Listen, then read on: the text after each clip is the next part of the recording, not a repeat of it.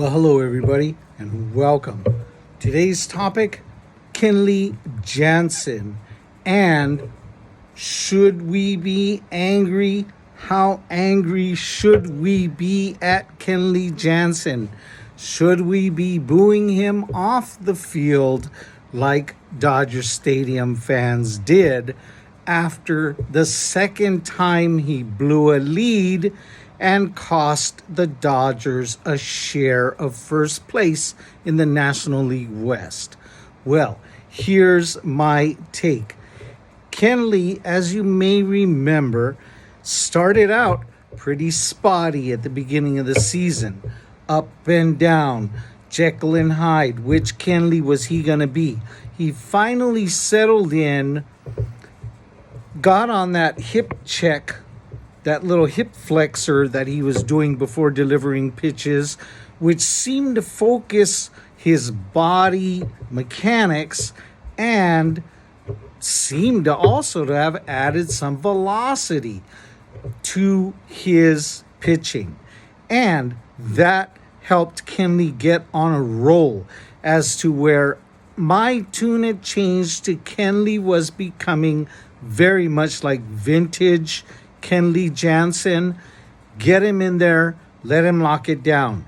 He may give up a hit or so, but he's a little older, and eventually he will come through.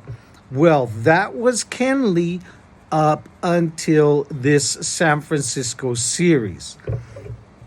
Anybody can fall into a slump. But the fans felt it, and I know the team felt it, that what a lousy time for a slump. Because the Dodgers are in a battle, a knockdown, drag-out battle for first place with the San Francisco Giants. And this series is our chance to take first place and to certainly put the Giants on notice that we are world champs and they're going to have to come and take it. It ain't going to be easy. Well, Kenley gifted the Giants 2 wins, so the Dodgers are still chasing the Giants. Now, here's what I say. Did Kenley deserve to be booed? No, I don't think so, because he's been pretty consistent all season. I'm not that guy that says never boo a player if they're on your team and they deserve it, but you just don't boo them. Lord knows I ain't that guy. I did my share of booing Andrew Jones when he was here. Okay, I know all about booing guys wearing the uniform. But Kenley, anybody can fall into a slump, okay? I would have said anybody can fall into a bad night, but he did it twice. So maybe he is getting out of whack and needs to reposition himself and find himself again. He's got time, but we're on the second half of the season, and he better get his act straight now. Now, here's what I will say. If Kenley has lost it or is losing it, and as the season unfolds, he can't do it, well, I'll be the first guy to come here and tell you can't do it. But right now, I'm being the first guy to come and tell you, give Kenley a chance. He's been pretty consistent through the season. We'll give him a couple of off games. These are absolutely the wrong games to be off on, though.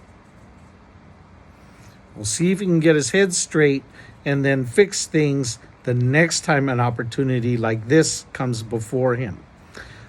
Finally, what I want to say about that is, if there's a possibility that Kenley's going to do well, but when he gets into these high-pressure games, he just blows it for whatever reason.